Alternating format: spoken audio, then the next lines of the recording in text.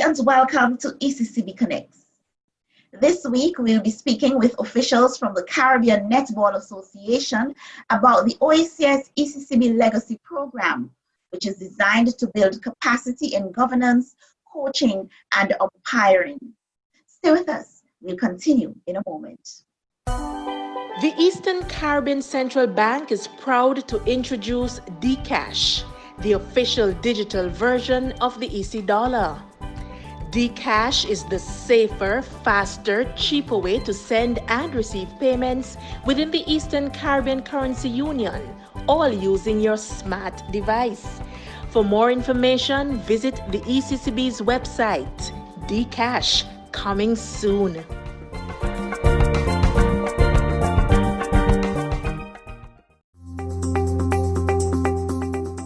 Thanks for staying connected with us. I have with me Rufina Paul, President of the Caribbean Netball Association, and Doris McIntosh, Second Vice President of the Caribbean Netball Association and President of the St. Vincent and the Grenadines Netball Association. Rufina, Doris, welcome to ECCB Connects. Thank you. Thank you, Shermalon. Thanks for having us. So Rufina and Doris, before we speak about this legacy program, let's tell us a bit about yourself and your involvement in netball. We know that you are both veterans in this sport. I began playing netball at the age of 10 years. Okay, I played in the primary and then went on to secondary school, where I played also for my school, the girls' high school. Yeah. I became president of Vet Sports Club, and that was since 1989. Long time. Yes, quite a long time. In 1993, I was elected to as secretary of the St. Vincent and the Grenadines Netball Association. In 2004, after Mrs. Ballantyne stepped down, I became the president. And now I am back as president, doing my final 2 years, the third term of, as president. A true veteran, Doris. Yes. And for that, the government awarded me the title of Sporting Ambassador on October 27, 2019. Great, great. Rufina? Well, I began playing netball in my birth town of Soufrière on grass court at the time. So, I mean, a paved court was a surprise when, you grew up and you came into your secondary school and you were playing on a hard court. Netball was basically a physical activity. We enjoyed it. I played the center court most times as a center court player. Played it at secondary school level, went on to university and was part of the UWI, both the Cavell. I was a Cavell first, played for the Cavell team. Then went on to St. Augustine, played for the St. Augustine team. In St. Augustine, I participated in one of the inter-campus games, which was held in Jamaica at the time. Coming back here to St. Lucia, after that, I was not actively engaged, but I got back onto the court when my children began to play netball. I went to support them and to see what they were doing. And then I got roped in because there was need for assistance. And then there I was in 2002, becoming president of the association in St. Lucia. In terms of the regional level, I was first involved in Caribbean netball as a representative of my country when I entered in 2002. In sometime around middle of 2006, I can't remember the exact date, but I became first vice president, and then was not re-elected for first vice, was second vice, and then I came off the scene. But in 2016 it was, I came back in when Kathy decided she'd had enough. So we had to obviously pick up the reins from her and to see how we could advance the sport. So that's where it is. Rufina, what is the OECS ECCB Legacy Program? It's the first of its kind, what it is? The OECS ECCB Legacy Programme is really an initiative which was spurred on by the experience of COVID. Obviously, we wanted to have the second edition of the series which we launched last year, but when we looked at the situation and the environment, we realized that it would not be possible to host it this year. The ECCB has been very, very supportive of netball over 30 years, starting off from 1991, and obviously there was a budget already allocated for this year. So we asked the ECCB to consider using part of the sponsorship money for this year, which would not be used anyway for the tournament, for us to have some capacity building for our countries. And as you know, governance is an area we obviously need to really build capacity in, but over the years we've been so busy doing tournaments and doing everything else. Our coaching, we have coaches, but they're not certified. We have umpires, and the majority of them are not certified as well. So we figured let us use the time to really look internally and to strengthen our capacity in these areas of governance, coaching, and umpiring for all of the OECS countries. The theme for this program is building capacity in governance, coaching, and umpiring during the downtime. Doris, what do you expect to come out of this program? What's the objective? The objective of this initiative is to enhance the human resource capability and the capacity to drive the delivery of a high performance netball culture and an OECS netball product that is compliant with internationally competitive netball standards. Both of you are true veterans. Netball is almost like second nature to you. You've been doing this practically all your life.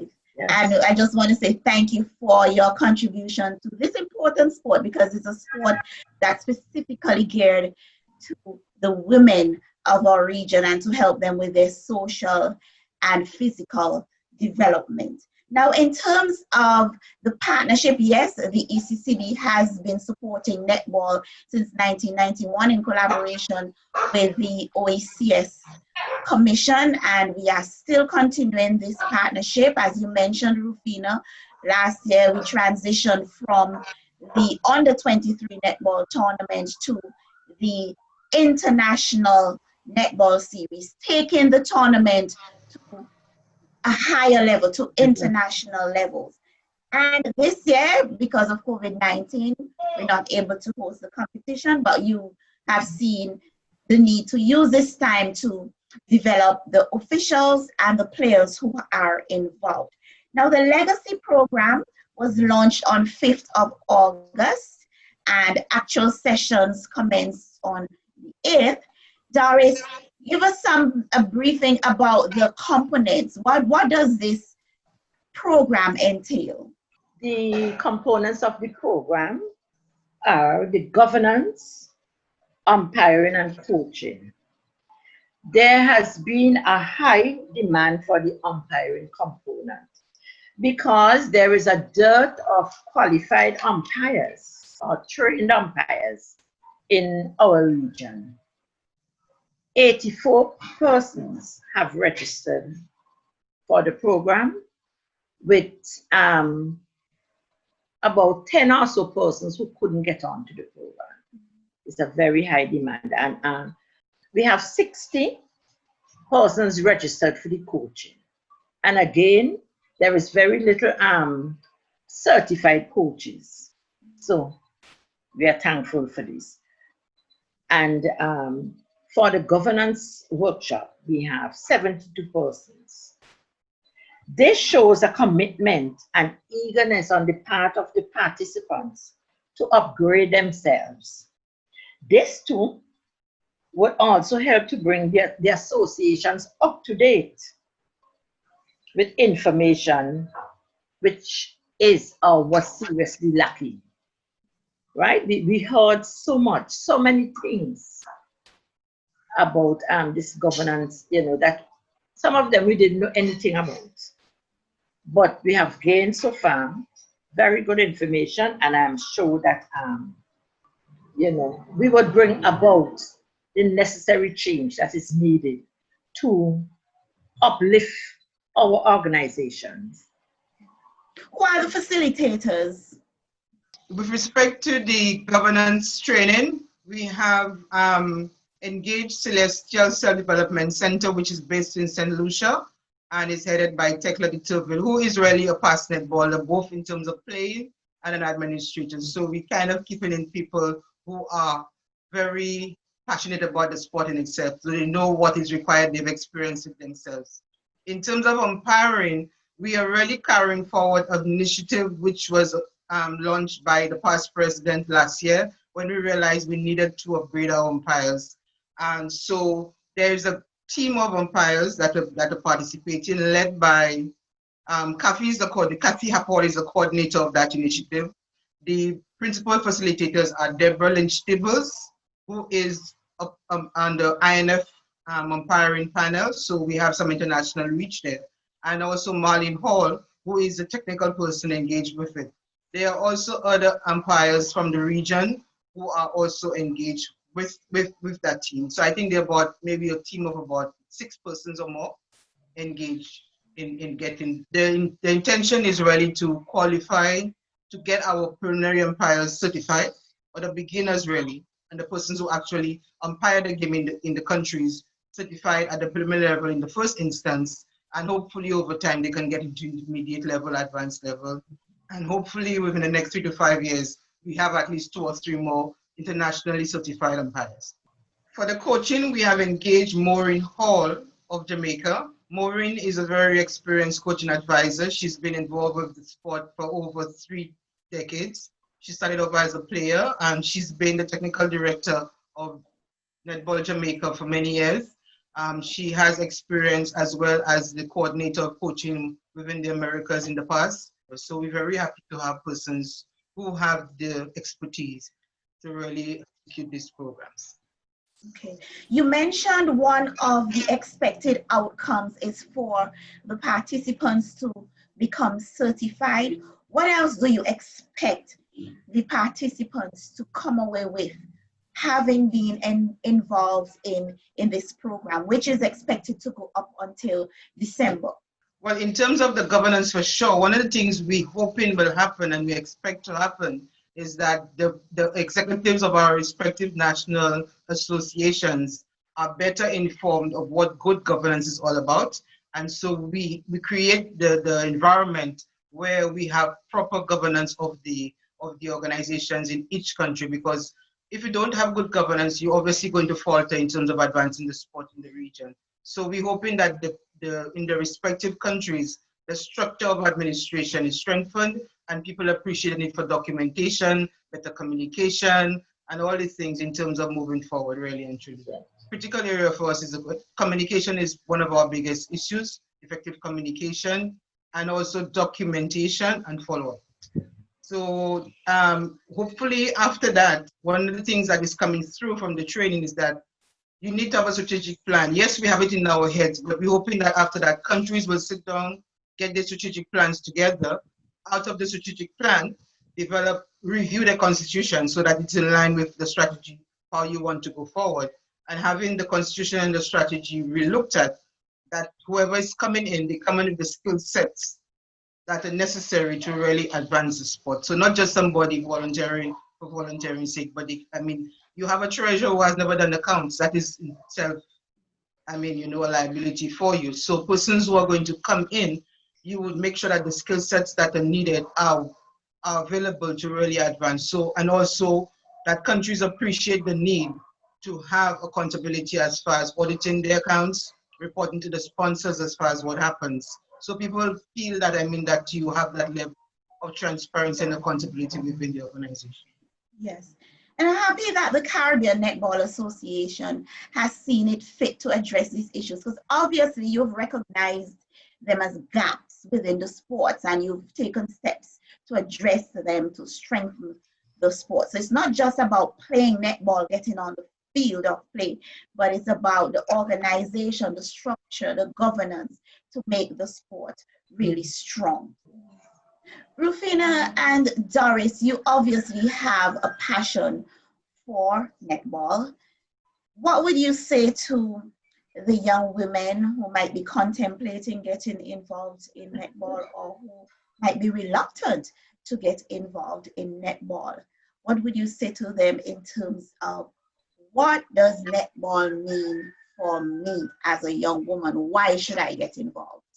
Playing netball, I think the team approach to the sport, and I played center, it helped you in terms of understanding teamwork, and as a center court player, bringing things together and making things happen, really and truly. So I think the experience of a team sport and working within a confined 100 yards by 50 yards, I mean, it tells you have restrictions, but you need to know your role, you need to know your place, where to go, whatever. So it really helps in building your character as a person. So I would say to any young person, we have a lot of raw talent, but it has its potential in terms of you using it to advance your health, your person in terms of your whole sense of yourself.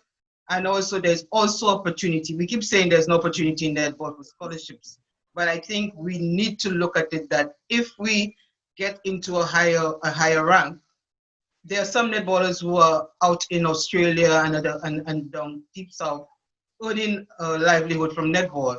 So there is opportunity. They might not be sufficient, but again, if we improve the pool of high performance netballers, there is now the demand for it. And so I think netballers need to know there is opportunity.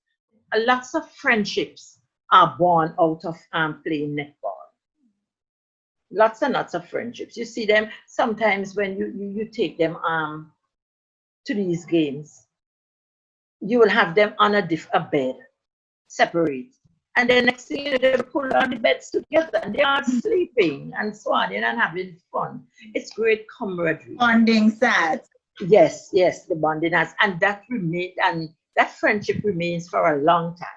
Yes. Now with COVID-19, we've seen how the pandemic has changed everything, including sports. Mm-hmm. With this pandemic, which seems that it will be with us for a long time, what do you see as the future for netball in this environment? I think COVID has its positives and its negatives. Positive of COVID is the downtime that we're using now to do what we should have been doing anyway. So in terms of the actual court play, we have to remain optimistic, but the issue of social distancing, and it brings to mind the need for us to be more conscious of our hygiene and how we interact, really and truly. It's going to be more expensive now because you have to make sure that you have the resources to make the protocols happen. We, for instance, are in the process of trying to reintroduce training. So we have to get some temperature gauges so that everybody who comes on the court, we take the temperature, the managers will have to do that. To get temperature, we have to get hand sanitizers, we cannot construct a sink or whatever, but we'll have to tell them wash your hands, we'll have to make sure nobody shares bottles, bring your own water, when we give in water, bring your own water. So we have developed some protocols which are going to guide the players when they come into training. But I think we have to remain optimistic that in spite of it all, there may need to be changes on the court in the sense that we may have to go from 7 players to 5 players to maintain that distancing. The whole question of how people defend the ball may be an issue. Let's see how it works out, really and truly. Obviously, we can't play with masks. Masks are out of the question, I think. Not at all. So the dynamics we have to look at, but I think we have to see where COVID is going. But again, it will depend on us having a personal responsibility. And I think what it is really doing is to tell the players that you have a responsibility for your fitness. Even if we cannot have national training or we can't have competition, you need to remain fit. And so when we do make the call that, you are available to just jump to it, really and truly.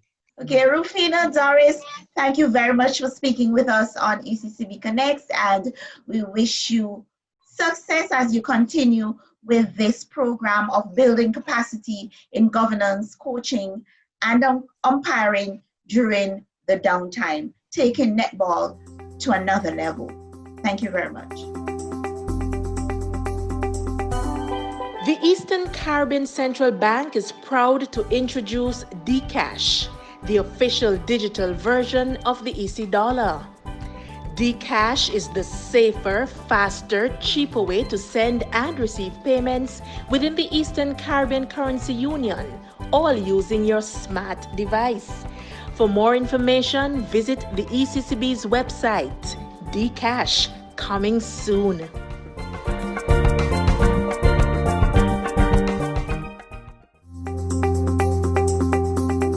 To view any episode of ECCB Connects anytime, any place at your convenience, check us out on YouTube, Facebook, and LinkedIn at ECCB Connects. Here's where we end this week's episode of ECCB Connects. We thank you for watching and we invite you to join us again next week when we'll be back with another program.